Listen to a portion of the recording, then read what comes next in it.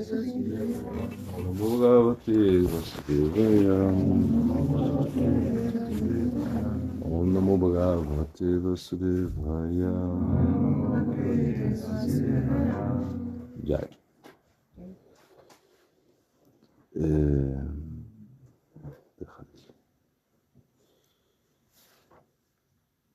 Então a gente começa com os passos Srila Bhakti Pramodo Jai. Então ele está conversando, ele está continuando, ele está descrevendo, o Gurudev está descrevendo as qualidades do mestre espiritual. E ele continua. Ele fala que a fala do mestre espiritual é doce e benéfica. O que significa isso? Significa que ele fala suave. Como você está? Não. Significa que ele fala a verdade. E a verdade, aparentemente, pode ser amarga. É que o Krishna explica no Bhagavad Gita, ele explica aquilo que é amargo no início, é como fel, uma coisa assim. Depois se torna doce como mel. E ele também faz o inverso, aquilo que é muito doce como mel, muito agradável, suave, depois se torna amargo como fel. Então Krishna explica isso no Bhagavad Gita.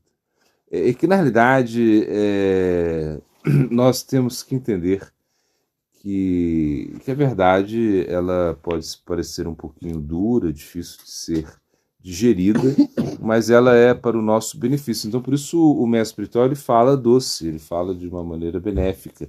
Krishna também explica, né? Jehi Sansparshan Jamboga Dukkha Junaivate Adianti Vantakuntaira Teshu Ramate Buddha.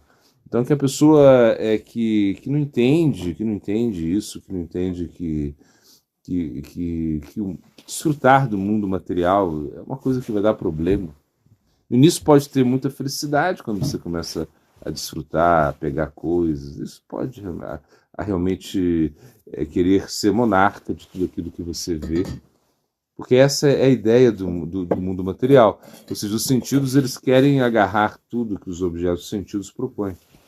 Então por isso que a gente fica nessa loucura aí, de você querer consumir, de você querer curtir coisas na internet, ou seja, ficar capturado por isso, né? É como esse exemplo clássico, né?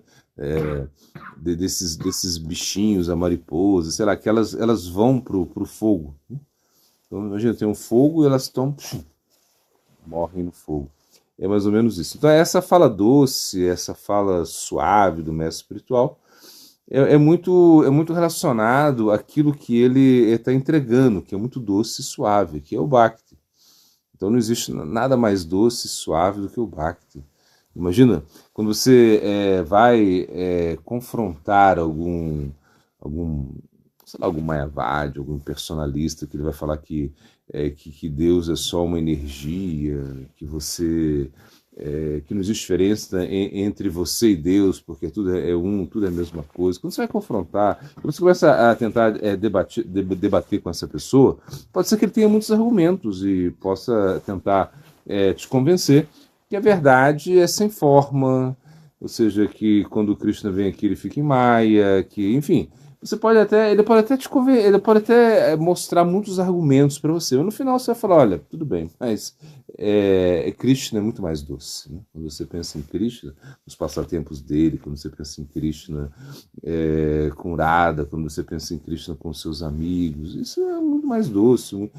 O Bhakti ele é muito mais doce, muito mais suave. Muito mais suave. Esse é o caminho. Esse caminho é muito mais prazeroso para o nosso ser. Krishna ele fala que o caminho do impersonalista é difícil, né? E ele diz, e ele estimula, claro, ele estimula a Arjuna a ser um yoga, isso é verdade. Que ele fala, né? Tapassa biodiko yogi, gena biopimatodika hakarma bias chadiko yogi, tajma yogi bavarujuna. Então ele está falando para a Arjuna, olha, o yoga é melhor do que o tapassa. Tapassa é aquela pessoa que faz austeridade, que fica lá na caverna sem comer, isso é o tapassa. Ele é melhor do que o Guiana, essa pessoa essa pessoa que fica renunciando ao mundo e tem muito conhecimento de tudo. O yoga é melhor que isso.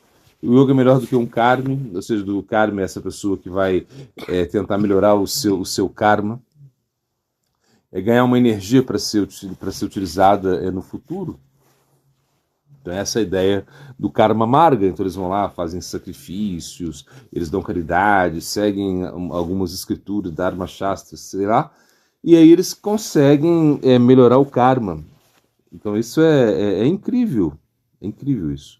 Entretanto, uma hora eles têm que baixar também do local onde eles estão. Então, o que Krishna fala? É melhor você ser um yogi, acho, um yogi. Porque a Ashtanga, se você for analisar, ou seja, quando em termos de yogi, a Ashtanga, ela vai se aproximar mais desse aspecto pessoal de Deus. Por quê? Porque eles meditam em Paramatma. Em Paramatma é uma forma. Imagina, tem lá 4 bracinhos, não sei o quê. E ele vai tentar meditar nisso. Então isso é muito mais. É superior, na realidade, a você meditar somente no Brahman, meditar em algo que é totalmente impessoal. E isso é um estágio, assim, que ele explica. Claro que depois ele vai explicar também que de todos esses yogis, o Bhakti Yoga é o melhor, né?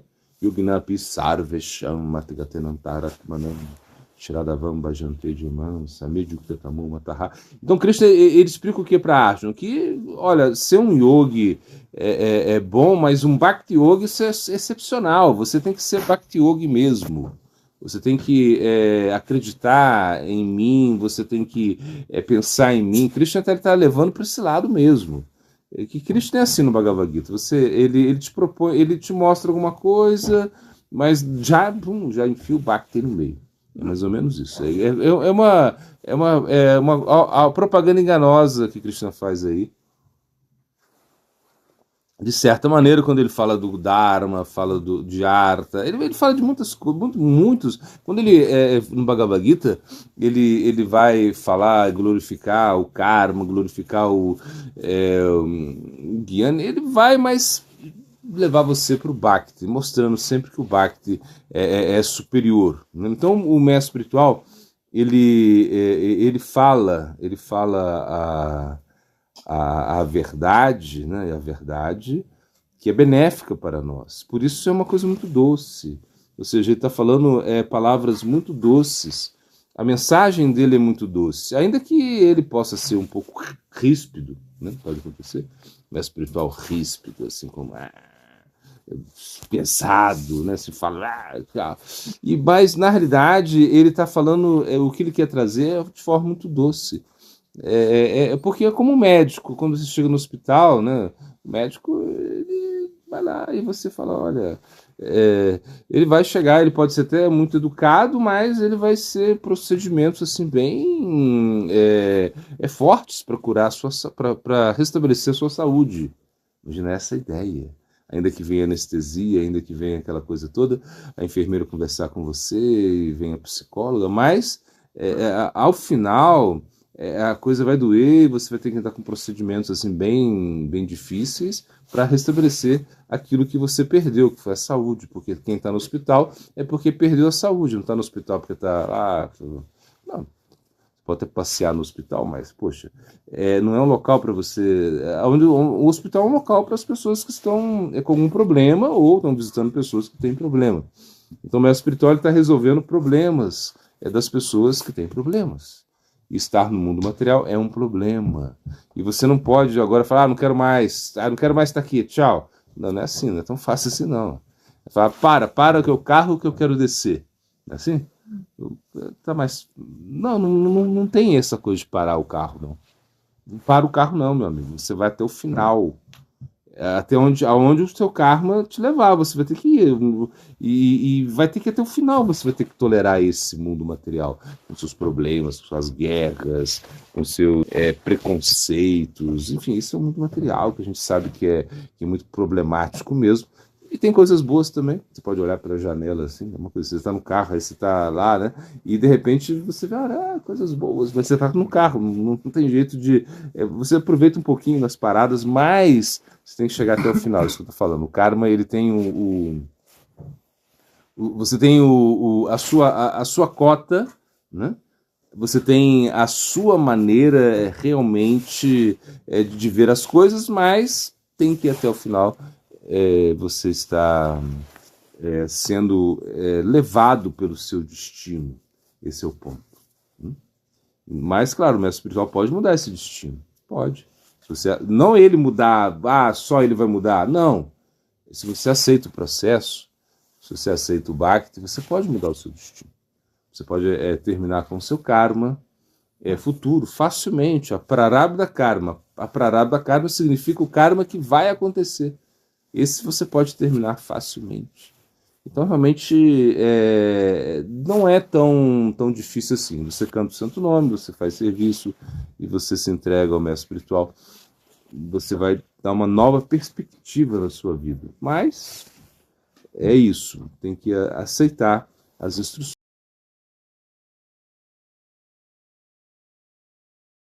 Então, como discernir o que é favorável e o que é desfavorável? Isso é Anukul, Pratikul.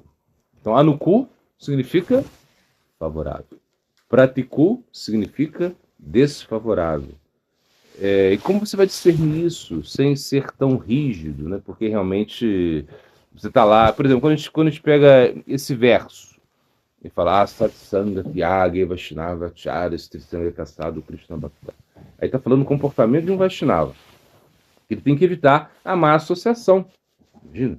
E aí já é uma coisa difícil pra caramba. Porque, por exemplo, você está aí, e mesmo entre os devotos isso é difícil. Mesmo entre os devotos. Porque, às vezes, os devotos eles se tornam má associação pra gente. Por quê? Porque eles também estão doentes, como nós estamos doentes, não é verdade? Então, se está todo mundo doente, ou seja, então você vai até ser contaminado por algumas ações, palavras, pensamentos, sei lá, pessoas que estão ao seu lado, na própria prática, no próprio templo. Então não é uma coisa só de você pensar que lá fora está estourando e aqui não está acontecendo nada. Não, aqui está acontecendo também. Ou seja, nós somos seres humanos, nós estamos num processo de purificação e a gente tem que entender que todo mundo está assim, não tem ninguém melhor do que o outro, como está tudo, assim, tudo no mesmo barco, como a gente diz, e talvez você tenha um capitão aí que está sabendo aonde o barco quer chegar, mas está todo mundo assim meio dependendo da misericórdia de Cristo. Por isso a gente tem que ser misericordioso com os demais. Agora, por exemplo, quando você pensa em associação, que você vai ter que evitar a má associação, isso é uma coisa que pode ser muito problemática, porque a sua família pode ser má associação para você, não é verdade? Imagina, você tá lá e de repente a sua mãe, que você gosta tanto, sei lá, que a sua mãe, que mãe é mãe, né? Você adora a sua mãe, de repente você chega lá e ela vai fazer sei lá, um pernil de porco para você, um frango assado, aquela receita da vovó que ela sabe fazer tão bem. E quando você chega assim, você fala, não, mãe, eu não como mais isso, meu Deus. E aí como é a coisa, né? Porque a mãe é mãe e ela tem esse sentimento, mas esse sentimento e toda essa fraternidade que ela tem, sentimento fraternal, é uma associação para você agora, que decidiu ser vegetariano e decidiu seguir o Hare Krishna, né? Você decidiu aí seguir essa filosofia védica, enfim. E você não vai comer carne, mas aí e aí é aquele churrasco que você tem que ir da família, na verdade, que é a família, e você tem que ir lá no churrasco. E como você vai fazer? Para não ser fanático, você leva sua marmitinha, com a sua ervilha, com a sua batatinha cozida, com um pedacinho de queijo que você vai lá e leva, e com o seu docinho, e você vai ficar lá igual um ET, no meio do pessoal, comendo carne, assim, rasgando a carne, tomando cerveja, e você tá lá com o seu suco de laranja, comendo aquelas coisinhas que você trouxe, todo mundo olha assim, não, agora ele é Hare Krishna, meu Deus. Então, veja bem, aquele tio, aquele primo, né, que você tinha, sei lá, uma coisa assim que você gostava tanto, agora já tá estranho para você. Então, aí você pensa, como não ser radical nesse momento, na verdade? Como não ser radical? Como você realmente manter a compostura e mandar tudo pro caralho, assim, como você disse. Tá, não tem nem aí para vocês. Porque é difícil você realmente.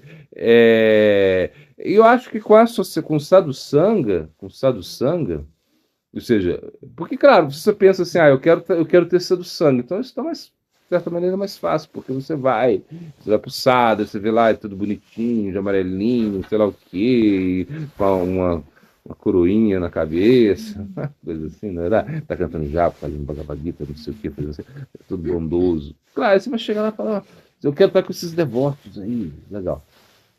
Mas, na mesma medida que você tem que ter sadhusanga, por quê? Porque o sadhusanga é favorável para o bhakti, é favorável, não é verdade? A gente vê muitos e muitos versos que vão falar, né? Krishna Bhakti Jamula Roy, sadhusanga. Imagina, é a causa raiz do bhakti é você ter sadhusanga. Se você não tem sadhusanga, você não vai adiante. Tem uma causa raiz, que é o próprio estar com os devotos. Sozinho você não vai. Esquece. Esquece que você vai ser consciente de Krishna com a inteligência artificial. Esquece esse negócio. Pode esquecer. Você pode até ter conhecimento com ela pode te ajudar, ela pode até, sei lá, criar um guru, né? Uma imagem de um guru, uma coisa. É uma coisa incrível isso. Esse dia eu vi aí. A inteligência artificial cria uma. Cria uma mulher assim, e ela começa com o celular dela assim, a falar das tatuagens que ela tem. Ela fala assim: não, o pessoal não gosta de minhas tatuagens, coisa assim. E o cara tá falando dela. De repente, é tudo falso. A mulher é falsa, o cara que tá falando é falso. É tudo falso. E é só pra ganhar, sei lá, like, curtida, pra depois viralizar não sei aonde, no YouTube. É um negócio. Ou seja, os caras estão enganando. Assim, que antes se vendia um produto. Ó, essa garrafa térmica é muito boa, ela tem já 10 anos, assim, a minha mãe que me deu, tipo assim, você vende o produto. Uma coisa é vender o produto, agora você vende uma ilusão. Não existe, nada existe. É um conteúdo lá que todo mundo um fica com raiva do outro, né? E quando ficou com raiva é melhor, porque vai viralizar. Mas é uma coisa muito doida que a gente está entrando numa nova realidade aí que eu realmente não entendo nada disso. Nada, nada. Mas eu sei que isso vai estar mudando aí. Então, você veja bem, você fala assim, então eu quero ficar longe. Por exemplo, o celular pode ser muito uma associação para você.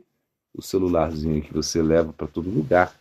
Porque antes era a época da televisão, né? Que é diferente. Você bota a televisão, todo mundo sentado na sala, na verdade.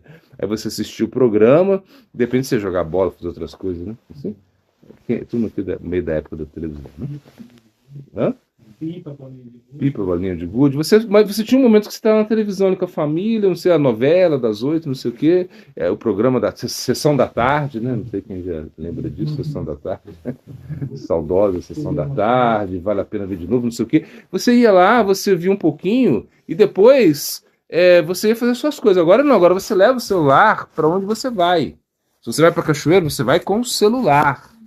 Se tem sinal lá, você vai estar lá. Não é verdade? E por mais que a cachoeira seja linda, maravilhosa, por mais que tenha pessoas boas e agradáveis perto de você, você vai estar com o celular. Então, no jantar da família, está todo mundo olhando para o celular. Não é verdade? É isso, é a nossa nova realidade. Então, o celular é uma coisa assim. As escrituras não falam de celular. Por exemplo, quando você pensa em Ekadashi, não fala Ekadashi, Ekadashi Upavassa. É um momento, um dia que você vai praticar Ekadashi, que você vai ficar jejuando, não vai beber água, blá blá blá, não vai comer, cantar já. Mas se fosse hoje, o Shastra vai falar: não pega no celular, né? Não toca no celular nesse dia.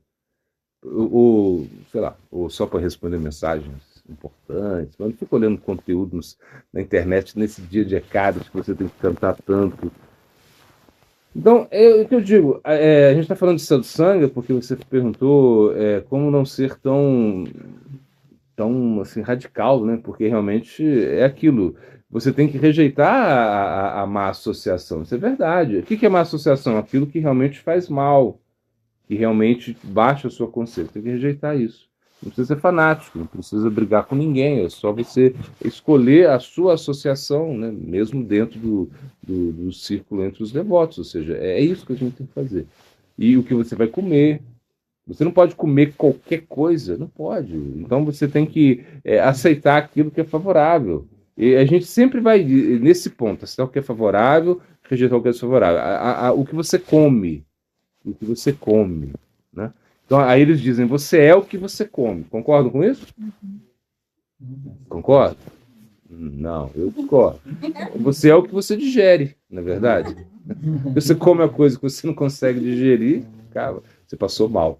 Então, o que você consegue digerir, você é o que você consegue digerir, não o que você come. Essa é como uma filosofia mais acertada, eu acho. E porque, na realidade, e a mesma coisa, quando você conversa com alguém, na é verdade, e ele vem com um papo muito estranho, um papo cabeludo aí, sei lá, e você não consegue digerir isso, então isso está fazendo mal para você, não é verdade?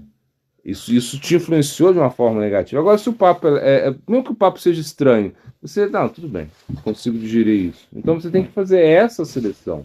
Isso é muito importante para gente. Ou seja, com quem você está, o que você come, a gente falou da comida, porque você tem que oferecer a sua comida, aonde você está, com quem você está. Isso é o mais importante para a gente. E a gente não pode ser fanático, radical. Porque se você for fanático radical, o Cristo não vai gostar. Por quê? Cristo está no coração dessas pessoas que você agora não está rejeitando, de certa maneira. E claro, seria muito legal se você aceitasse todo mundo, né? E falar, não, vem cá. Mas a gente não está nessa fase, essa fase de Uttama Bhakti, onde você aceita tudo, você, né? E todo mundo é devoto de Krishna, menos eu. Isso é o Uttama Bhakti. Imagina, o Uttama Bhakti, ele pensa, todo mundo é devoto, menos eu. Já na fase inicial, você pensa, todo mundo é demônio, só eu sou devoto. Essa é a fase canista. Todo mundo, ninguém presta. Ninguém presta. Todo mundo faz errado, só eu faço certo. Isso é canista. Canista. Então, realmente, são dois extremos. Se você pensa que todo mundo é devoto e está tudo bem, então você tem. Se você está nessa fase mesmo, não tem problema. Se você não está nessa fase, você perdeu tudo. Você enfiou os pés pelas mãos. Não, colocou os pés pelas mãos. Esse é o ditado. Você atrapalhou tudo aí, né? Inverteu a coisa. Mas se você está na fase neófita, ou seja, se você está começando, a sua fé é fraca. E se a sua fé é fraca, você tem a tendência a atacar as pessoas. E quando você ataca as pessoas, você cria uma situação estranha. Então a gente tem que ter uma certa neutralidade. Essa discriminação que você pergunta, viveka significa que você tem que ser neutro, equilibrado, com as coisas que são favoráveis e com as coisas que são desfavoráveis. A gente tem que ter um certo equilíbrio. Se a gente não tem esse equilíbrio, é muito difícil a nossa aceitação e rejeição de coisas favoráveis e desfavoráveis. Não se torna um fanático, uma pessoa que agride as pessoas. Quando você está com seu pai, com a sua mãe, sei lá, eles começam a falar mal da consciência de Cristo. O que você faz? Você aceita, é seu pai e sua mãe, poxa vida. O que você vai falar deles? Eles foram lá, eles trocaram sua fralda, eles criaram toda uma expectativa, pagaram seus estudos, sei lá, te ajudaram tanto. E agora você quer ser Hare Krishna, doido? Um maluco. Você quer ser Hare Krishna e eles estão assim, e eles estão contra você, entende isso. Entende? É isso que eu estou falando, tem que entender. E tem que ter compaixão deles também. Claro, se você não tem uma mãe como a Dona Bé, que vem aqui. Né? Tinha que ser mãe do Michel. Tinha que ser mãe dele, porque se não fosse, quem ia aguentar ele? Né? Uma coisa assim. Você pode pensar, né? Quem ia aguentar? Quem ia conseguir? Então Cristo mandou uma mãe especial. Uma mãe que vai no Mangalate, vem na revisão, vem na aula, vem na revisão, faz serviço o dia inteiro, tá aí sempre ajudando as pessoas. Que é isso? Que é isso? Que mãe é essa, não é verdade? Agora, se você não tem essa fortuna, então, peraí, cuidado com a sua mãe aí, respeita ela, tenha tranquilidade. É assim. Agora, claro, e você vai como internamente, assim, sadhusanga significa apego. Ou seja, sanga significa apego, associação significa apego. Por quê? Eu estou muito feliz de estar perto de você porque você me faz bem. Eu quero estar com você. Eu estou apegado a você, porque você fala do Mengão, você fala do Flamengo, você fala, eu adoro você, tá, muito bom. Esse apego que você tem. Agora, se você começa a falar mal do Mengão, do Flamengo, fala, peraí, não. É como uma coisa. E na realidade, você pode estar com uma pessoa, ela pode falar um monte de besteira você, se você entende que é besteira, você não se apega a ela, não tem problema. Aí tem esse, onde você vai passar a régua, como você fala, né? Onde vai passar a régua. Porque tem que ter tem que passar a régua e você não pode nem pouco. Você tem que ter um equilíbrio. E é difícil mesmo, não é fácil, porque se você relaxa muito, vamos lá, você perde seu sono, você perde seu tempo, você se complica na prática, e aí fica difícil. Você perdeu as coisas. E se você vai muito para o extremismo também, você não consegue, você acaba até desrespeitando as pessoas, e Cristo não gosta disso. Então, é o caminho do meio aí.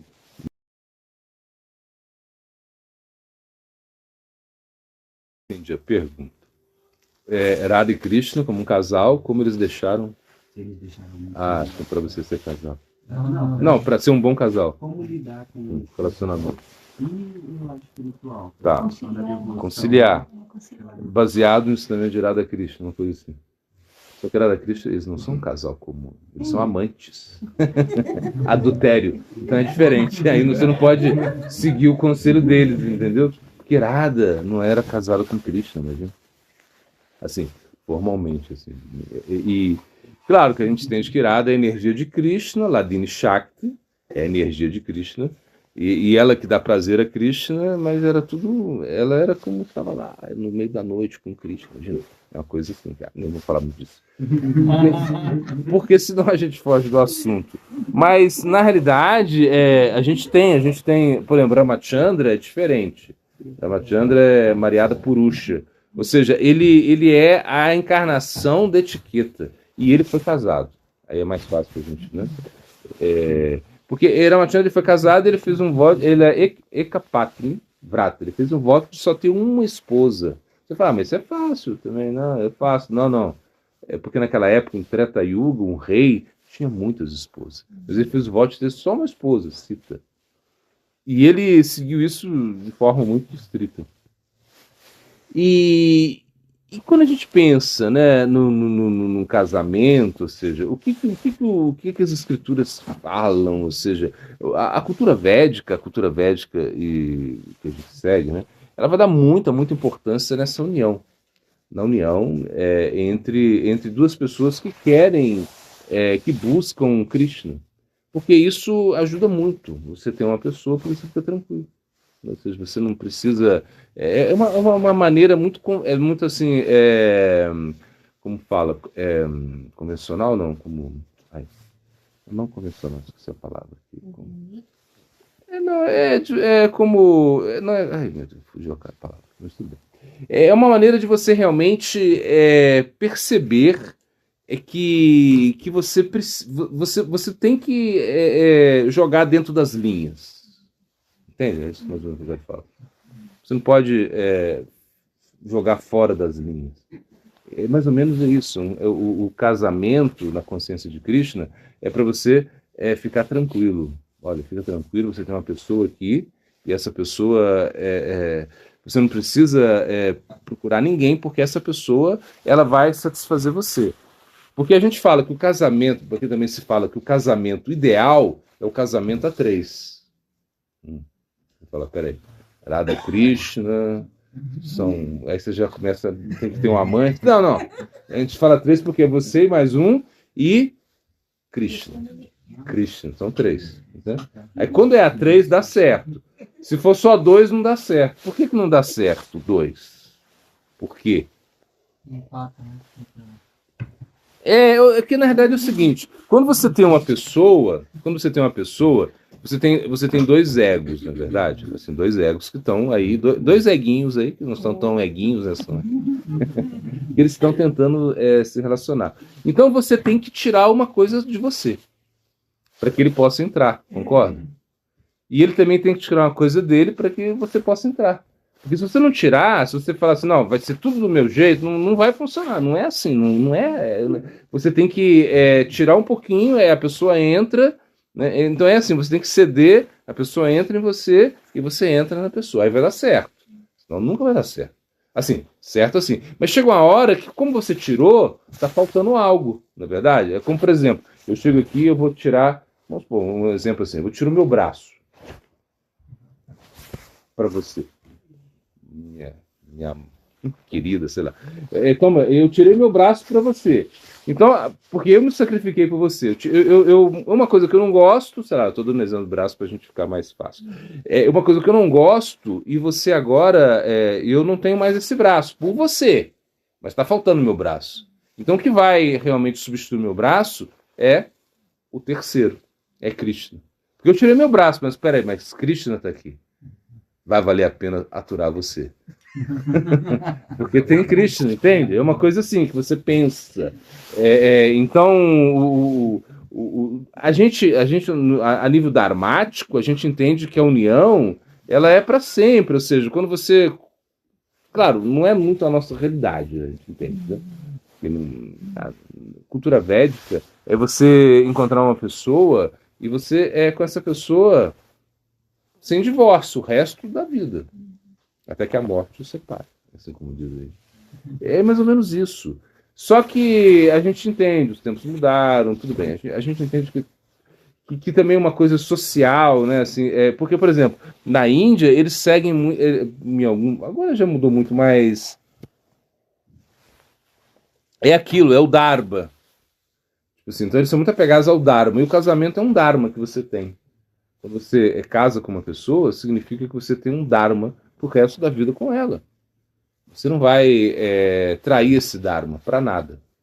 Pode acontecer o que acontece, mas você não abandona o Dharma. Entende? É mais ou menos isso que eles pensam. E por isso que é para sempre. Para eles, por exemplo, na Índia mesmo, eles ainda estão nessa ainda. Olha, eles estão indo. Divorciaram. Então, assim como, né? A gente tem, por exemplo, na igreja o catolicismo. Bom, me corrijam se eu estou errado aí. Vocês aí que têm mais conhecimento da igreja católica. Até certo momento, não sei se isso já mudou, mas, por exemplo, quem era mãe solteira ou divorciado, assim, acho que não recebia comunhão. Eu não sei o que era, não sei se tinha isso. O quê? Não foi batizado? Não podia ser batizado? Quando não é batizado não pode. Sei lá. Bom, mas na verdade é o seguinte, havia um certo preconceito para uma mãe, sei lá, para uma mulher, casais separados, é uma coisa assim, havia um certo preconceito. Assim. Eu me lembro mais ou menos disso, não lembro como é muito, mas é mais ou menos isso que eu quero dizer. Mas na realidade, o que? Isso é uma questão assim de cultural mesmo. Por quê? Porque a religião católica era ou é a religião mais predominante no Brasil e sempre estava muito assim envolvida com a sociedade, na verdade. Isso tinha uma influência muito grande na nossa vida. Que o padre era muito importante, né? É uma coisa assim, é o padre da cidade, então como é aquela pessoa importante mesmo, entende? Eu até me lembro uma vez que foi muito engraçado isso, que a gente morava numa cidade aí, e eu era universitário, era cidade universitária, e eu estava fazendo um estágio no Cruzeiro, nesse time de futebol, né? Eu fui como preparador físico lá.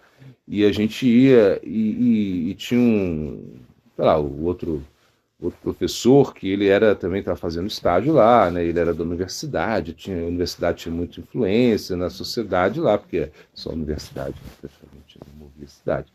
E tinha o padre. Só que aí quando vê o padre, aí tinha um menino que ele jogava futebol lá, e ele queria ir passar na peneira, né? Peneira é você sabe o que é peneira, é a seleção, né? E a peneira, por exemplo, nem todo mundo pode jogar na peneira, ou seja, nem todo mundo pode chegar lá. Imagina, todo mundo vai, eu quero lá no Cruzeiro, e eu quero. Não, ele tem uma seleção. E o que aconteceu? E de repente a gente ia de do carro da universidade, que ia levar a gente lá para o estágio, né? E a gente ia chegar lá e a gente tinha acesso ao técnico das categorias inferiores, enfim. E a gente, enfim.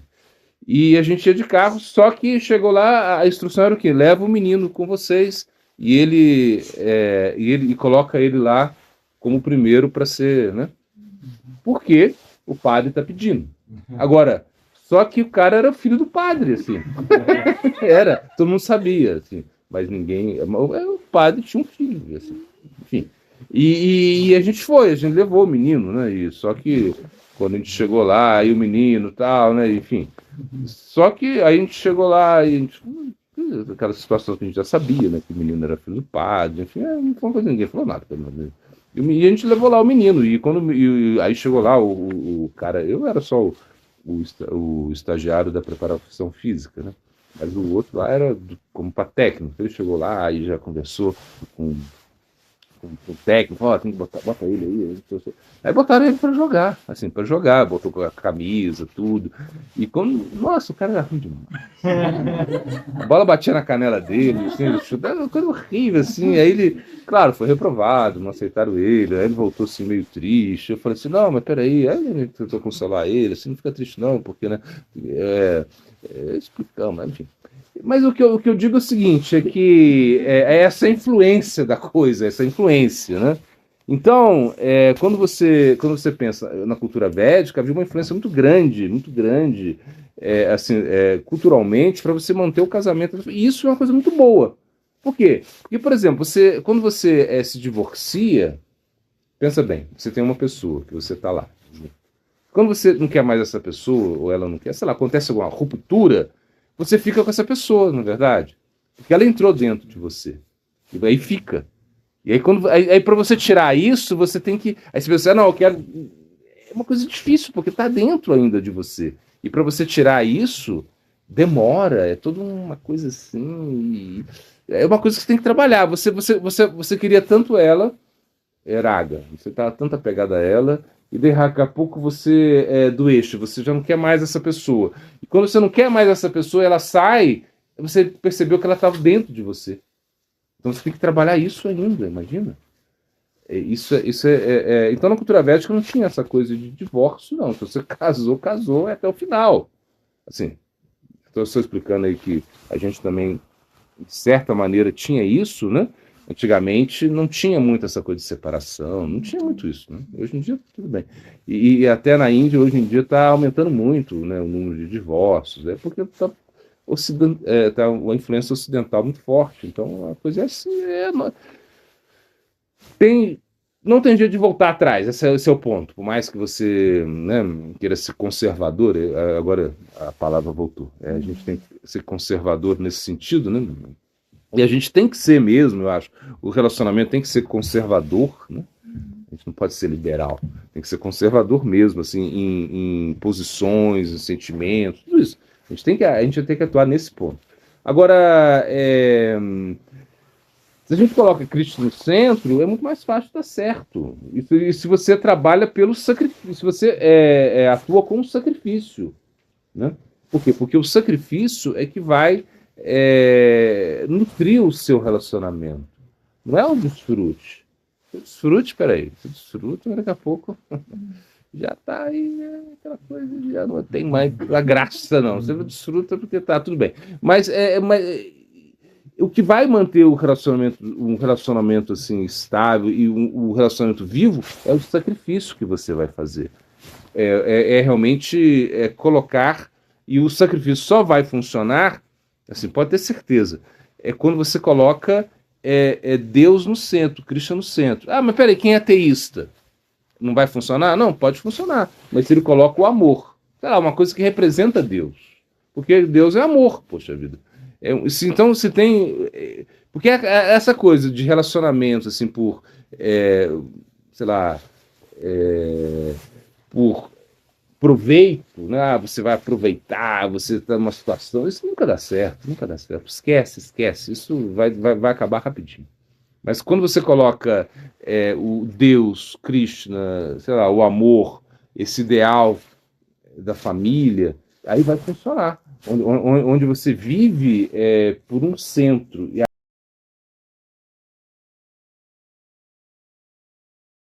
se você entender, paz ou razão? Essa dúvida que você tem.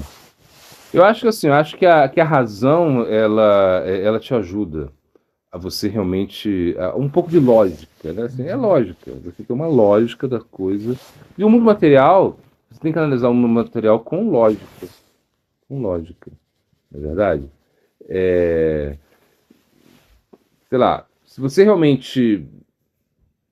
Se a coisa não funciona muito bem, eu me lembro uma vez, a gente era no futebol, me lembrei disso.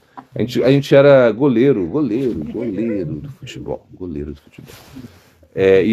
Eu catava no gol, não sei, eu gostava. E aí o nosso apelido era Dassaevski, como que é isso? Acho que eu já contei isso. Mas é um goleiro da Rússia, assim, era um goleiro muito bom, assim, e diziam que eu parecia com ele. Eu acho que eu sou branquinho, cabelo pretinho, enfim. Mas enfim. E aí um dia lá chamaram a gente para jogar, não sei aonde, num time, era num futebol de várzea, assim, né? Time de roça, assim. E a gente foi, né? E tudo bem, a gente foi, não queria. A gente foi, tá? A gente subiu no caminhão. Pra ir, a gente foi na carroceria, o caminhão. Carroceria. Só que o caminhão era muito ruim, o caminhão era ruim demais. Assim.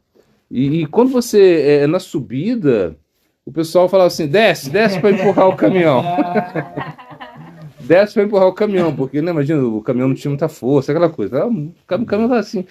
E aí você tinha que descer para empurrar o caminhão, uma coisa assim. Tá. E na descida, desce porque o caminhão não tem freio, né? Então... Aí, pela lógica, eu já imaginei, falei, não vai dar certo, né? E foi mais ou menos e não deu, a gente não chegou, então. Isso, é uma coisa assim, você tem que usar a lógica nas coisas, não é verdade? Se você não usa a lógica, não vai funcionar o mundo, as coisas materiais. Mas nem por isso você tem que perder sua paz. Porque não é só pela lógica. Se fosse pela lógica, eu falo assim, olha, o Brasil é o maior produtor de grãos do planeta, não é verdade? Bom, se eu não estou errado, o Brasil produz alimento pode produzir alimentos para 7 bilhões de pessoas. Alimentos e víveres, sei lá, uma coisa assim. O Brasil é assim. Mas tem lógica o pessoal passar fome no Brasil? Não tem lógica isso, né? O pessoal comer, às vezes, comer, não conseguir comer aquilo que queira comer, sei lá, uma coisa assim. Então não tem lógica isso. Mas não é pela lógica. Nem por isso eu perco a minha paz. Eu vou pegar uma arma, vamos fazer uma revolução, vamos invadir lá o... Não, peraí. Vamos lutar contra o agronegócio, vamos... Não, peraí. Não é isso. Isso não vai... Então, assim, a minha lógica, ela tem um limite. A minha razão, ela tem um limite. Eu tenho um limite. E quando a razão não pode atuar, eu tenho que soltar. Ou seja, eu não posso realmente ir ao extremo com a minha lógica, com a minha razão. Por exemplo, você pensa assim, mas como é possível que ele faça isso? Não é verdade? Ele que acorda todo dia, tal hora da manhã, ele que... É uma lógica que você tem, mas que a lógica não funciona, porque somos humanos, ou seja, então aí você tem que entender que a paz, ou seja, você perder a sua paz é a pior coisa que tem. Porque quando você perde a paz, é o que Krishna fala. Ele fala, né, quando vem a ira, ela destrói tudo. Por quê? Porque você perdeu a sua paz. Porque o que a gente está querendo fazer aqui é controlar a nossa mente. Ou seja, e se você controla a mente, você vai ter paz. E quem não controla a mente não tem paz. Não tem jeito. A mente está aí. Mas quando você chega a coisa estourou, ou seja, quando você ficou com raiva, você completamente você perde a inteligência. Aí Krishna explica, você perde a inteligência. E aí você não sabe mais o que é certo e errado, e aí vem o problema. Então, assim, você nunca pode perder a sua paz. É quando a gente fala, a paz de espírito não tem preço. Não tem preço. Nenhum preço, né? Aqui na roça eles falam, eu dou um boi para não entrar numa briga, né? E é verdade. Você vê isso, é mais ou menos isso aqui, né? A gente vê isso, né? As coisas acontecem, cara, não, tudo bem. Assim, é sempre uma coisa assim, né? Não, tá bom. Porque é muito melhor você fazer isso do que você perder a sua paz. Então a paz é uma coisa que a gente tem que sempre preservar. A gente tem que dar prioridade à paz do que Quando a gente compara paz e razão, lógica, não sei, você tem que priorizar a sua paz. Porque as coisas não têm muita lógica. Ou seja, as coisas não ou seja, tem uma certa lógica, mas tem as coisas que escapam da nossa lógica, escapam da razão. É como se fala, né? O amor tem. O amor tem razões que a própria razão desconhece. É verdade. Tá vendo? A gente tem coisas assim que acontecem com a gente que você não tem como você falar assim, ó. Você fala assim, olha minha filha, larga esse cara, porque esse cara, tipo assim, você passa a falar um monte de coisa. Ela vai falar, não tem como. Porque é uma coisa assim que não tem como você convencer uma pessoa disso, por quê? Porque existe o amor. E se existe o amor, existe o quê? A compreensão, existe a aceitação, existe toda a lógica que foi deixada de lado. Então, por exemplo, quando a gente ama, a gente começa a apreciar a outra pessoa. E você começa a querer entender o que ela gosta e o que ele gosta. E aí você começa a querer fazer isso. E isso é uma lógica? É uma lógica, mas espera aí. É uma lógica que vai te dar paz, não é verdade? Porque, por exemplo, se você faz uma coisa que ela não gosta, você tem guerra. Né? Então você quer paz. Então, mas você pensa assim, mas eu tenho que ceder sempre? Não tem que ceder sempre, senão você nunca vai ter paz. Então você tem que ter guerra também. Se você quer paz, prepara para a guerra. Então você vê como é que a coisa é como complicada mesmo, né? Quando a gente pensa em relacionamentos, quando a gente pensa em convivência com o mundo material, ou seja, você vê que a gente precisa sempre ter uma linha entre a paz e a razão. Ou seja, a razão ela não pode. Você, por exemplo, a razão. Você fala assim, eu perdi a razão. Por que você perdeu a razão? Por que você perdeu a razão? Porque você saiu da lógica. Assim? Quando você sai da lógica, por exemplo, um exemplo, lei de trânsito, né? Quem bate atrás perde a razão, não é verdade? Não é isso? Porque você tinha que frear, não é verdade? Então, mas peraí, o cara parou, mas você perdeu a razão, porque você bateu atrás do cara, não podia bater. Você tinha que frear o carro, não é assim? Porque você está atrás da pessoa. Então existe uma certa por mais que você não esteja errado, você está errado porque você perdeu a razão. Então a gente tem que atuar de acordo com a ética. Eu acho que aí a gente tem que pensar em ética. Isso é Dharma, né? Ética. Você segue uma ética para você não perder a razão. Mas quando você realmente... Agora, isso é com você. Agora, quando você pensa nos demais, você tem que seguir essa ética, a razão, mas vai chegar uma hora que isso não vai dar certo, por quê? Porque depende do... Por exemplo, como esse exemplo, você está dirigindo o carro, e você está dirigindo muito bem. O que adianta você dirigir muito bem se vem o caminhão do outro lado e te enfia o caminhão no carro? Então você tem que pensar o quê? Você tem que dirigir para o outro também, não é verdade? É assim que a gente faz, né? Você está dirigindo, mas você está pensando no outro também. Eu estou super bem, eu estou certo, mas o que adianta? Se você está certo, se o caminhão pegou você. Então, quando vem um caminhão, você tem que tirar. É uma coisa assim, entende? É esse jogo de cintura que a gente tem que ter. E se você não tem jogo de cintura, não vai funcionar. Aí você perde a sua paz. Porque, por exemplo, se bater o carro, você perdeu a sua paz. Porque, imagina, qualquer arranhão que faz o seu carro, você perdeu a paz. Porque é um prejuízo econômico, a pessoa ficou brava. Então, a gente pode perder a nossa paz. Esse é o princípio. Que a razão, a inteligência, no caso, Buddhi, ela é usada para você não perder a sua paz. Você não se desesperar com as pessoas. Tem coisas que não tem jeito. Quando as pessoas vêm para mim e começam com muita coisa, eu falo muitos problemas. E você vê que o problema está tão complicado mesmo. Né? Eu falo para ela, se o problema não tem solução, solucionado está. Né? Não tem solução. Solucionado está. Você tem que mudar isso. Então você não vai perder sua paz por isso. Aceita. Então a aceitação, a tolerância, no caso, ela é muito importante também. Porque o grande problema nosso é que a gente não tem tanta tolerância assim. E a gente quer que a coisa funcione de acordo com a nossa lógica, com a nossa razão. Mas aí quando isso escapa das nossas mãos, a gente perde a paz. E não vale a pena perder a paz. Não vale a pena você perder a sua tranquilidade. Que é difícil de você conseguir. Mas você senta lá e fica Hare Krishna, Krishna Krishna, Hare Hare, Hare Ram, Ram, Ram, Hare Hare. Mas de repente, você ficou 2 horas, assim, sei lá, 1 hora, não sei, quanto Gayatri, mantra, e pranayama, não sei o quê. E de repente, por uma besteira, você perdeu a sua paz. Então tudo que você conseguiu acabou. Entendeu? Esse é o problema. Então, a paz é uma coisa que vale. A paz, a tranquilidade mental, vale a pena você manter isso. Porque a gente está correndo. Não, a gente quer Prema Bhakti, Prayodia, tá bom. A gente quer lá, tá lá com Radha Krishna. Mas peraí, a gente está aqui, nossos pés estão no chão, na é verdade. Você tem emoções, você tem tantas coisas assim, e você precisa cuidar disso também. Senão não vai funcionar. Então é isso. Você utiliza a sua razão até um certo limite, se perde e não perde a paz. Nunca, nunca, nunca, nunca. É melhor você. Aí quando Krishna fala, é melhor desapegar.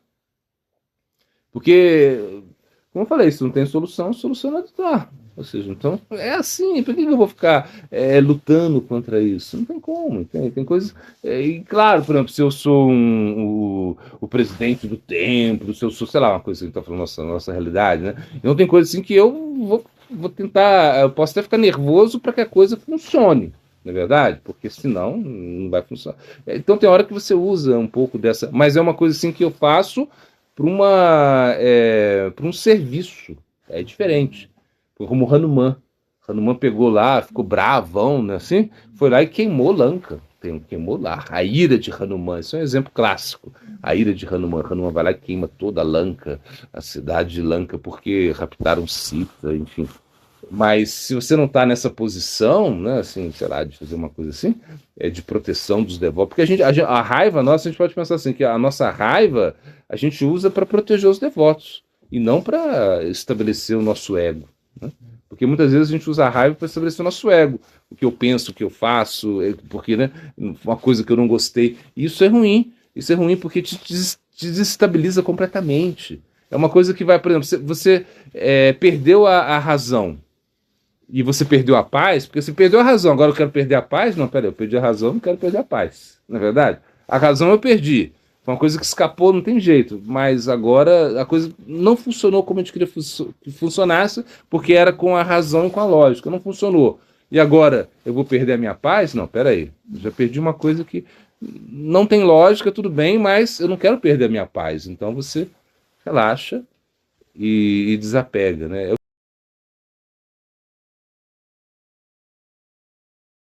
Se meter na associação de um devoto, ou seja, na vida de um devoto, para ajudá-lo, né? Porque uma pessoa fala mal do guru. Para não se associar com uma pessoa que fala mal do guru. Eu acho que já é... Bom, depende, acho que depende. Eu acho que, por exemplo, se alguém fala mal do guru, por exemplo, se uma pessoa fala mal do guru, você entende que essa pessoa não entende muito bem das coisas. Essa é a primeira coisa que você entende, né? Então você entende que essa pessoa ela não é associação para você no sentido espiritual, né? Você não vai ficar se associando com uma pessoa que está falando mal do guru, mas não é que você vai rejeitar essa pessoa, né? Não precisa isso. Porque às vezes as pessoas se confundem muito isso, né? De repente uma pessoa vai lá e falou mal do guru, por quê? Porque ela fala mal de todo mundo, pô. Ela fala mal da sociedade, fala mal da mulher, fala mal do irmão, do pai. Então, para falar mal do guru, de outro guru, do outro guru, não custa. É uma questão de hábito, de costume dela, eu acho. Pode ser assim. Então não quer dizer que uma pessoa falar mal do guru, ela tem que ser rejeitada completamente. Não acho que não é isso. Mas ela tem que você tem que ter um freio aí, falar, pô, peraí, essa pessoa está falando mal do guru, ela não é associação para mim. Porque o que diz Jiva Goswami a respeito de associação é que você precisa se associar com pessoas, primeiro, pessoas que têm a mesma mentalidade sua, e com pessoas que estão mais avançadas espiritualmente que você, na verdade, e pessoas que têm afeto por você. Isso é associação. Agora, isso que você está falando é convivência. Você pode ter convivência com a pessoa, não tem problema, você está convivendo, está aqui. De repente a pessoa falou mal do guru, você fecha a cara, não é verdade? Se você ouve isso, você tem que fechar a cara. Imagina, falando mal de um guru, de uma pessoa que está lá, que você nem conhece direito, ou que você é uma pessoa que está dedicando toda a sua vida à propagação do serviço a Cristo, uma pessoa que está praticando. Como você falar mal dessa pessoa? Pelo amor de Deus, peraí. É uma doideira isso. Então, se, por exemplo, eu acho que você poderia, assim, ajudar essa pessoa, né? Falar para ela, olha, se meter um pouquinho, pode se meter, eu acho. Falar, olha, peraí, você está se associando com uma pessoa que está falando mal do guru, uma coisa assim. Mas pensa bem. Então, aí você fala para ela, olha, você pode até conviver com ela, mas não se associar. E associação, que eu falei, sanga significa apego. Quando você começa a desenvolver muito apego, você quer estar perto dessa pessoa, você quer, né, compartilhar, cantar japa com ela, que não sei o quê, quer fazer um apego que existe esse apego, isso é sanga, então você deveria cortar isso, porque ela é a satsanga, de certa maneira. Então acho que vale a pena, sim, você dar o seu pitaco aí, você falar para ele que realmente não é por aí. Não é falando mal, não é, você não pode estar cultivando esse tipo de associação. Então a gente deveria, sim, entrar um pouquinho, ser um pouquinho invasivo, se é uma pessoa que a gente gosta. Você pode, né? Claro, isso também não vai. Agora, vai depender dele, vai depender mais dele, em certo sentido, ou seja, da decisão que ele vai tomar em como aceitou a sua instrução. Eu acho que vale a pena, você falar assim, explicar e tentar abrir os olhos dessa pessoa, assim, que realmente ela não deve estar se associando com uma pessoa que tem essa tendência a falar mal de um guru, que o guru, imagina, a gente já sabe vários versos, assim, a gente tem noção do que o guru é muito querido para Cristo. Então, você fala mal, se uma pessoa fala mal do guru, poxa, isso é uma coisa que não vai dar certo. Então, eu acho que vale a pena, sim, você chegar e conversar, dar um toque, explicar que realmente a coisa não é assim, não funciona assim, e para essa pessoa ficar um pouco esperta em termos... Porque muitas vezes a má associação, a satsanga, ela vem pelo sentimentalismo, né? E são duas coisas que atrapalham muito a vida espiritual. É o sentimentalismo e o fanatismo. O fanatismo, você tenta derrotar o outro, porque a sua fé é fraca, ou você acha que tem a razão, só você tem a razão, e você tenta derrotar as pessoas. E o outro é o sentimentalismo. Você aceita as coisas porque você não quer falar a verdade, porque você não quer ser desagradável. Isso é um sentimentalismo. Então, a gente precisa...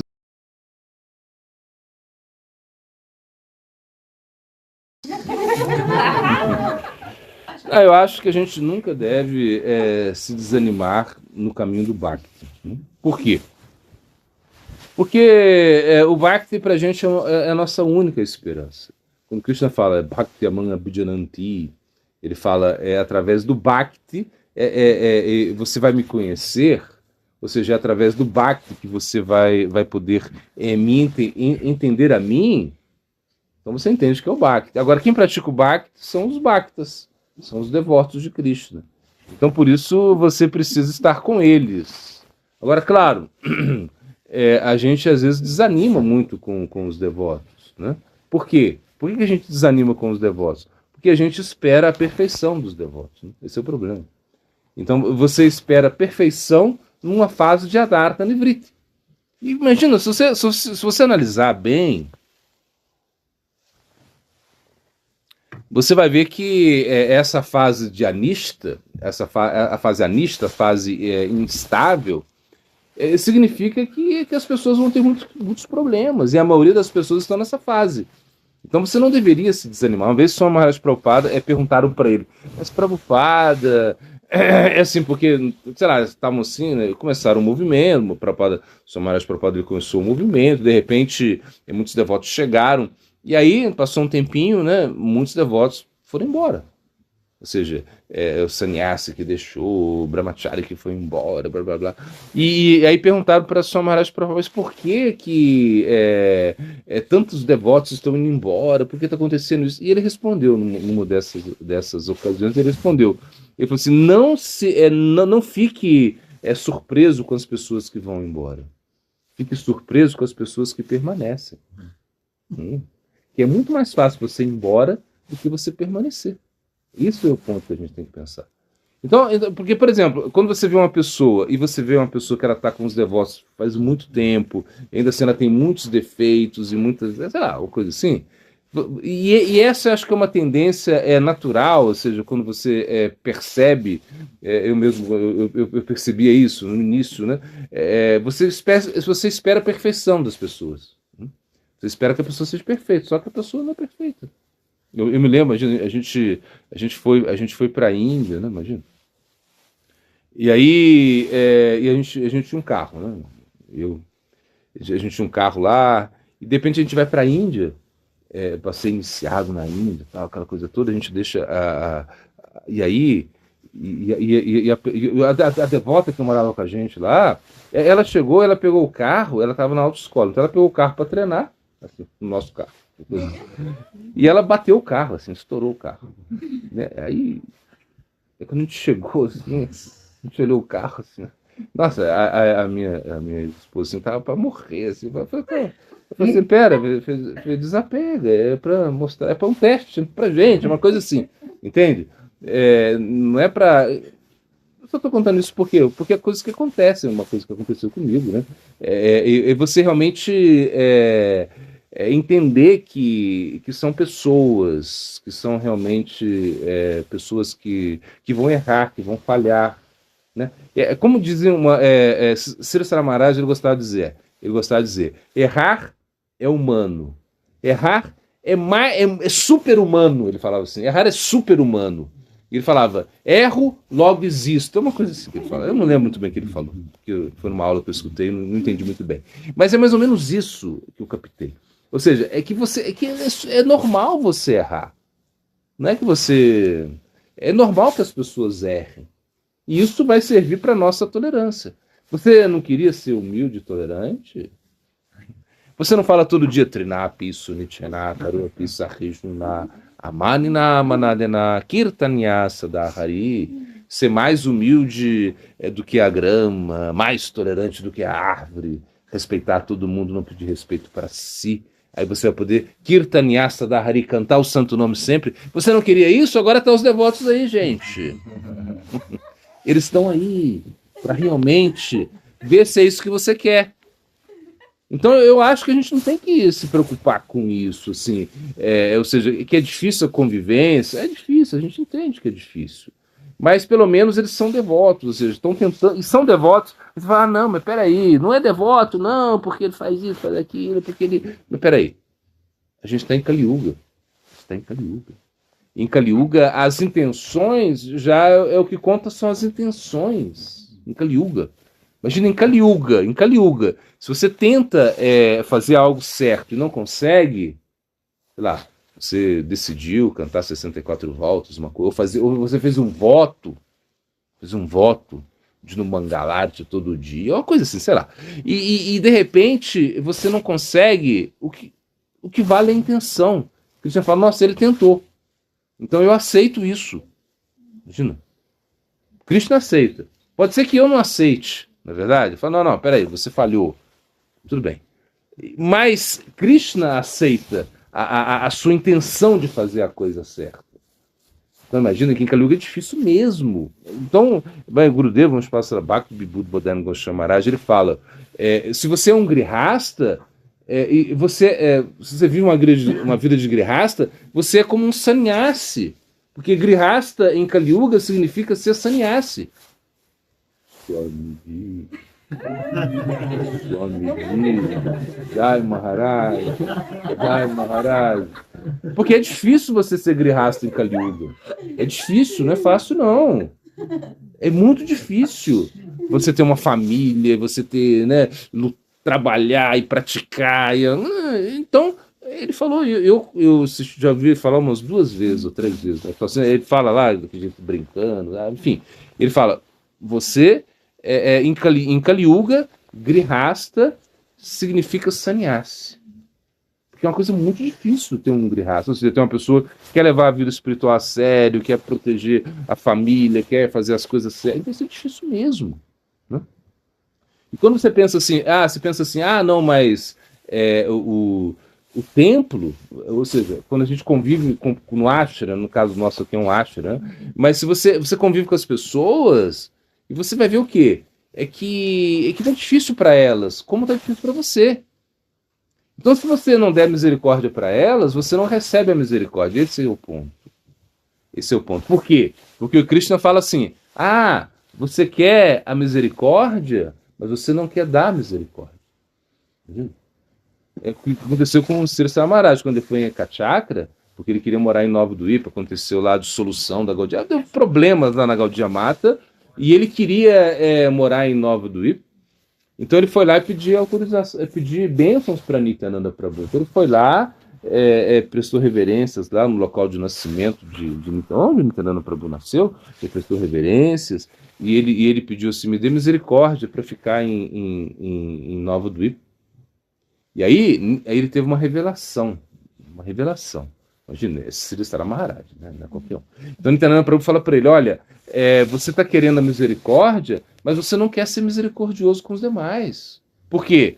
Porque muitas pessoas que já queriam iniciar com ele, e ele não queria iniciar. Ele fala, não, ele mandava para Bhakti Saranga Goswami Maharaj, inclusive a irmã de Swami Maharaj Prabhupada quis se iniciar com ele, imagina. Ela quis se iniciar com ele, e ele falou, não, é melhor você se iniciar com o Ritwik de Prabhupada Bhaktisiddhanta, que Saranga Goswami Maharaj era Ritwik, ele fazia cerimônias, mesmo quando ele iniciava pessoas em nome de Prabhupada Bhaktisiddhanta, quando o Prabhupada Bhaktisiddhanta estava vivo, estava no planeta ainda. Então ele falou, não, é melhor você se iniciar com... E ele não queria, ele como não queria. E aí ele falou, tá bom. Ele falou, aí fez um trato com o Nityananda Prabhu, falou, vem cá, vou fazer um trato aqui. Eu não vou sair de Nova Duipa, vou ficar ali. Se as pessoas vierem, eu vou dar refúgio para elas. Se não chegar ninguém, eu não vou para lugar nenhum. Ele falou isso. E aí foi.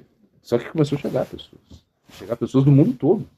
E ele teve que iniciar, dar instruções, mas ele até estava com 90 anos de idade, não sei. Ele estava lá, falando, dando instruções, ajudando, né? Imagina. Então é isso. A misericórdia, você quer a misericórdia, mas se você não quiser dar a misericórdia, isso é um grande problema. Então a gente precisa trabalhar esse plano da tolerância mesmo. Os devotos que estão aqui, eles não são perfeitos, mas são... por exemplo, quando você está na rua, e você vê um devoto, você fica, um devoto. Você fica assim, Haribol, porque você não vê devoto, né? Você está na rua, sei lá, você não vê ninguém, nem na Índia, gente. Você fala, vai na Índia, não é. Você vai ver em Mayapur, lá em, sei lá, em Vrindavan, mas você não vê devoto. Mas, assim, no sentido que quando você vê um devoto, você fica feliz. E quando você tem um devoto na sua vida, por mais problemático que seja, você está feliz também, porque realmente é melhor você ter um devoto que seja um problema do que você ter um problema que não seja um devoto. É uma coisa assim. É verdade. É melhor um devoto problemático do que você ter um problema só. Porque quando você fala assim, não, mas é um devoto. Não, mas ele está tentando ser devoto, né? Aí você tem uma desculpa aí para você realmente, poxa, mas ele canta japa, mas ele vai no Mangala, olha, mas ele... Aí você fala, que legal. Aí você já ameniza a coisa, porque no mundo material é uma complicação tremenda. E o problema está lá no mundo material, só que ninguém é devoto, ninguém quer... E se a pessoa está tentando ser devota, poxa vida, é que Krishna, ele ficou feliz. Essa pessoa foi aceita pelo Guru. Imagina, o Guru aceitou essa pessoa. E se o Guru aceitou essa pessoa, quem sou eu para rejeitar essa pessoa, para falar, não, ele tá cheio de problema, tá, mas espera aí. Mas ele está tentando ser devoto. E se o Guru aceitou, Krishna aceitou também. O que acontece? É o quê? Quando o Guru aceita, isso não é só uma questão formal. Agora vou lá, seu nome é tal, blá blá. Não. É quando você realmente aceita o Guru no coração. É o quê? Guru Padashraya. Diksha. Depois vem Diksha. Primeiro é Guru Padashraya. E como você aceita o refúgio do Guru? No coração. Então você aceitou o Guru no coração, a iniciação é uma formalidade só. É só formalidade a iniciação. Porque você aceitou o sadhu na sua vida. Ainda que você não tenha a iniciação espiritual, e claro, O verso fala, Guru Padashraya, Diksha, Gurura, Sevanasa, Dharma, Siksha, Pritya, etc. Porque o verso fala que você aceita o Guru no coração, depois você tem a iniciação, uma formalidade só. Isso é só formalidade. É igual, por exemplo, você tá casando, você tá namorando uma pessoa, né? Assim, no Ocidente é assim, né, gente? A gente namora a pessoa, a gente tá lá na mesma barraca com ela, a gente ficou com ela, e de repente vem a formalidade que é o casamento. Tipo assim, você chega lá, troca a guirlanda, e suará, aquela coisa toda. É só formalidade, na verdade, porque você já tá casado, você tava lá na barraca com a menina, pô. Você tá lá, você já tá usando a escova de dente dela, então, peraí. Você pegou a escova de dente, escova o dente com ela, tá? Então, escova com a escova de dente dela, então você já tá casado com ela. É uma coisa assim, o casamento é só formalidade. E na iniciação espiritual é a mesma coisa. Se você aceitou o guru no coração, você se iniciar com ele é formalidade. E se você aceitou uma pessoa, se você quer ter um guru, é tipo assim, você chegou lá no médico, por exemplo, pegou a moto aqui, sei lá, aí você dando, de repente, plum, aquele acidente, você ficou com a perna para um lado, o braço para o outro, e você chega no hospital, o médico olha para você. Não, é melhor não. Volta depois, porque não, tá muito estranho aí você com a perna de um lado, o braço do outro, cabeça estranha, pendurada no. Não tá muito não. Não, o médico vai chegar e vai pegar você e vamos lá, né? Arrumar você, dar um jeito lá. É assim que acontece. E é assim que o guru tá fazendo com a gente. A gente chega assim, todo assim, espedaçado, o guru aceita você. Tá bom, vamos lá. Vamos ver o que a gente faz. Vamos ver o que a gente faz com você. É mais ou menos isso. E aí Krishna, e se o guru aceita, Krishna aceita. Agora, é você que vai rejeitar essa pessoa? Assim, no sentido assim, é você que não vai querer tolerar? Não, peraí. Tá todo estranho aí, parece o Frankenstein, o cara. Mas o Guru aceitou, o Cristo aceitou, então você aceita também. Então é isso que eu estou falando, não adianta você querer perfeição. Você não vai encontrar perfeição no mundo material, e muito menos os devotos que estão querendo ser perfeitos. Eles estão querendo, mas pelo menos eles têm um ideal. O que disse... Essa Samaraj ele fala, né? Ele explica que, por exemplo, você não pode julgar um homem pelo seu passado, na verdade. Você não pode. Ninguém vai julgar um homem pelo seu passado. Inclusive até você vai uma vez eu vi, na igreja lá, evangélica, né? Era a palestra, sei lá como é que eles falam na igreja evangélica, e eles começaram a anunciar. Eu achei muito engraçado porque falava assim, Paulinho Bang Bang. Assim, era um pastor super famoso, né?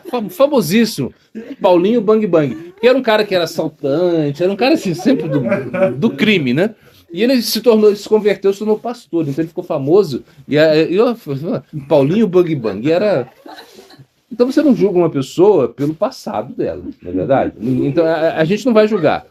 Agora você pensa bem, você vai julgar uma pessoa pelo que ela está fazendo agora, correto?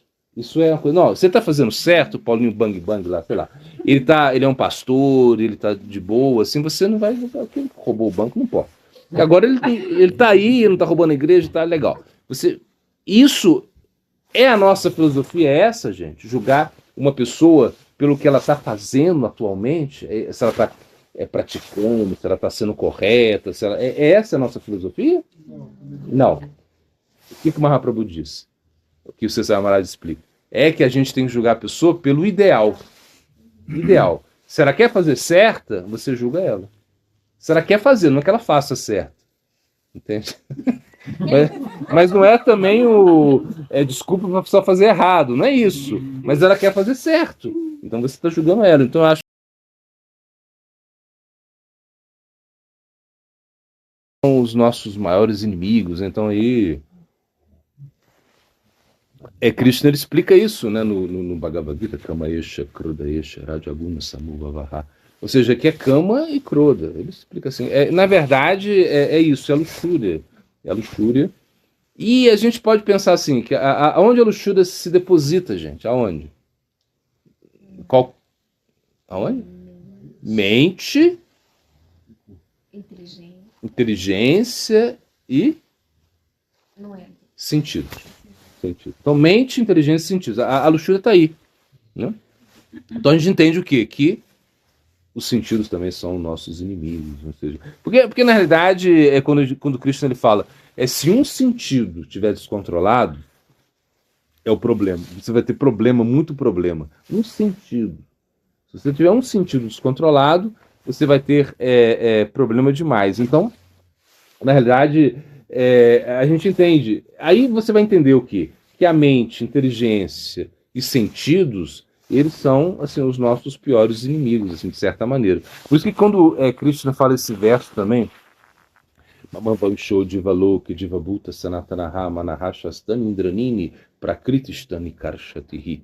Ele fala o quê? Ele fala que a entidade viva, apesar de ser parte fragmentária, partes e parcelas fragmentárias, sei lá, de Krishna, ela está sofrendo muito, muito com a mente e com os seus sentidos. Ele fala isso. Então nós temos os nossos inimigos, eles estão mais dentro do que fora.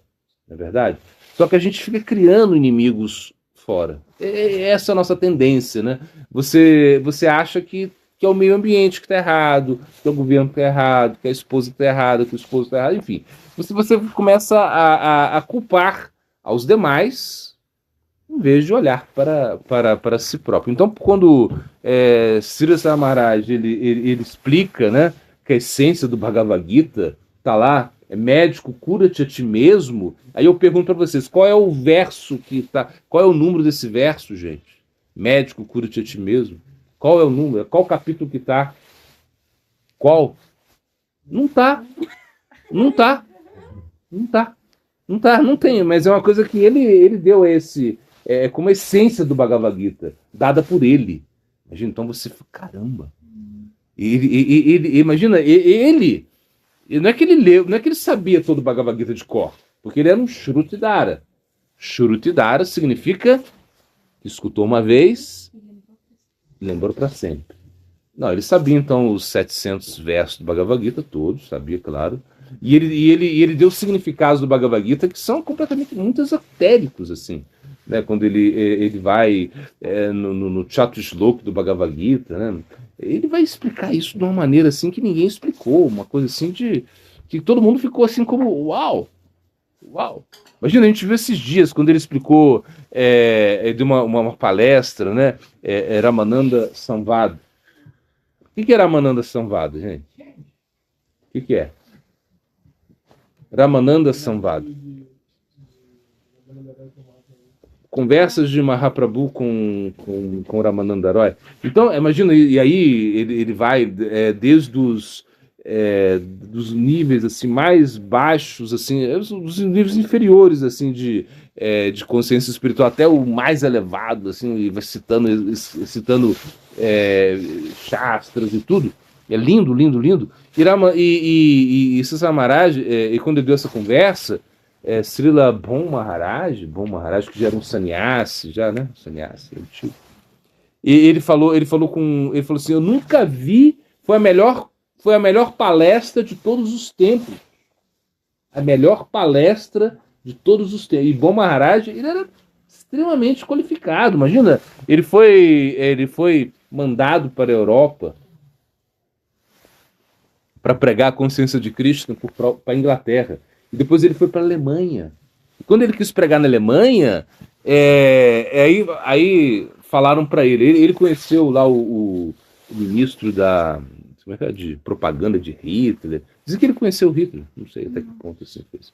Ele chegou na Alemanha, a guerra não tinha estourado ainda, né? E ele chegou na Alemanha e ele falava assim, não, você pode pregar aqui assim, sim, pode. Mas você tem que pregar em alemão. Aí em 6 meses ele aprendeu alemão e estava dando lá a palestra. Inteligente ao extremo. E ele falou a melhor palestra de todos os tempos. Aqui o Srila Maharaj deu, imagina. Tá no YouTube, gente, essa palestra. Pode procurar lá que vocês vão achar. Mas o que acontece? E aí ele foi e indicou Srila Maharaj para tomar sannyas. Ele falou, tem que dar sannyas para esse menino aqui, pelo amor de Deus. depois dessa palestra, dá sannyas para ele. E o César Maharaj tinha 3 anos na mata e tomou sannyas com Prabhupada Bhaktisiddhanta. E o que eu quero dizer é que ele deu essa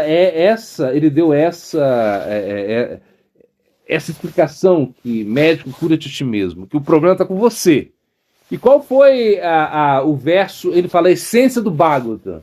César Maharaj fala, qual é a essência do Bhagavata? Qual é?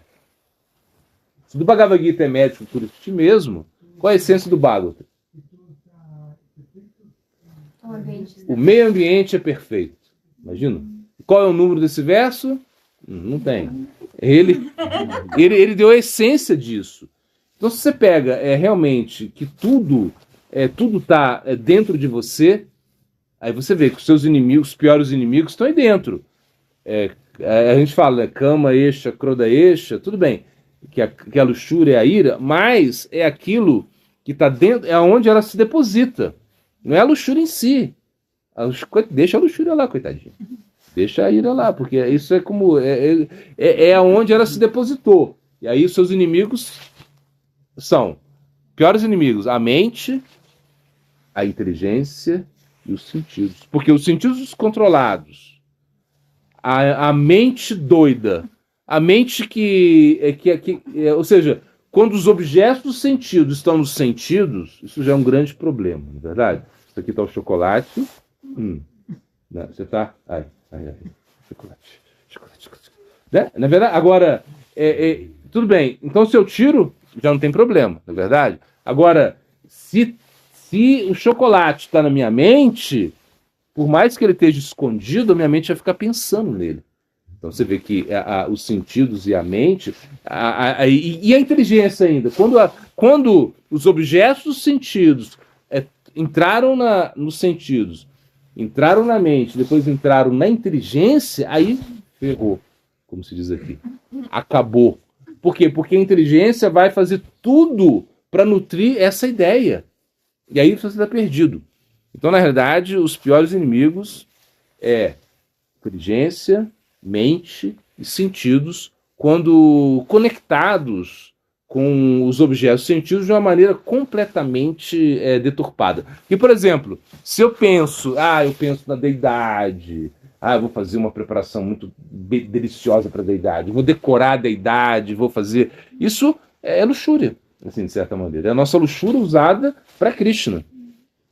Então a deidade é uma maneira de... É arte vigraha, é uma maneira de você se conectar com Krishna muito mais fácil, porque você pensa, vou pensar em Krishna, né? Você pensa um monte de besteira e não pensou em Krishna, não é verdade? Mas se você tem a deidade, você olha, aí você vai, aí é mais fácil, assim, esse contato com a deidade é muito importante. Por isso que eu falo, gente, vamos lá no Mangala, vamos lá que Krishna Gaura Gadara vai dar um show hoje. Espetáculo, vai abrir, a gente vai cantar, aí todo mundo vai ser feliz. Tudo bem, durou só o Mangala. Depois todo mundo ficou querendo matar o outro. Não tem problema, mas pelo menos o Mangalate a gente conseguiu. E o que eu digo, é uma espetada em maia. A gente está apanhando. De repente você vai um negocinho assim, em maia, e continua apanhando, tudo bem. Mas pelo menos a gente deu uma cutucada em maia. Então no Mangala significa a cutucada do dia em maia. Né? Se você não conseguir cutucar a maia aí cantando japa, cantando Gayatri antes, você cutucou maia no Mangala. E depois também você tenta aí lutar com Maia, mas é difícil, não é fácil não.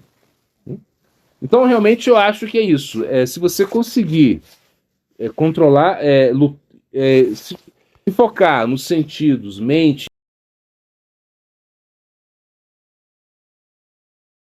pratista é considerado como excremento de porco. Né? Esse porco a gente, né? Porco é animal assim com... Mas você pega assim, tá mais na nossa realidade, o cachorrinho aqui, né? Os cachorrinhos. Aí você pega, imagina o Duque foi lá, defecou, aí você pega lá o cocô do Duque, assim, aí você mistura assim, com a água, assim, né? Aí toma um pouquinho. Aí toma mais um pouquinho. Você pensou? Isso é isso que ele tá falando que é pratista. Você está praticando vida espiritual, mas você ficou orgulhoso, então é como se você estivesse comendo fezes de porco. Né? Fezes. É uma coisa assim horrível, que a gente abomina. Então a gente tem que praticar a vida espiritual e a gente não pode estar apegado a essa posição. Essa posição, ou seja, realmente desenvolver esse desejo de ser glorificado, desejo que todo mundo te reconheça. Então, isso é como o inimigo da vida espiritual de um devoto sério. Porque o problema é o seguinte, é que você não quer pratista, mas pratista quer você. Esse é o problema. Por mais que você não queira pratista vai a você. E aí você tem que conviver com pratista, não tem como. Como, por exemplo, quando... bom, esse passatempo que eu não entendi muito bem quem era, mas disseram que... Enfim, quando o Swami Maharaj Prabhupada está partindo, né, então ele está lá no Krishna Balarama, né, e alguns irmãos espirituais foram visitar ele. E o Swami Maharaj Prabhupada, devido ao seu temperamento, ele teve alguns, como a gente fala aqui, arranca-rabo. Né? Entende isso? Arranca-rabo. Quando dois cachorros brigam, um pedaço do rabo fora. Teve alguns arranca-rabos, assim, com os... Assim, né, trocou cartas, assim com os irmãos espirituais dele, enfim. E no final, ele pediu, né, bom, aí chegou lá, bom, vamos ver essa história, né? Não sei se foi Gurudeva mesmo que chegou, ou se foi a Akintina Das Babaji Maharaj, porque eu já escutei as duas versões. E eles falaram, e o Swami Maharaj Prabhupada, ele fala só, perdoa, né? Me perdoa as minhas ofensas, né? Eu ofendi vocês, uma coisa assim, são devotos puros, uma coisa assim. E eles falaram assim, não, você não ofendeu ninguém, você não ofendeu ninguém. A gente que não compreendeu você, né? Uma coisa assim. Porque em algum momento eles falaram assim, não, mas ele falou, eu só busquei fama e pratista, assim, dinheiro e pratista, fama e dinheiro. Eu fui correndo atrás de fama e dinheiro. Aí eles falaram, não, fama e dinheiro correram atrás de você.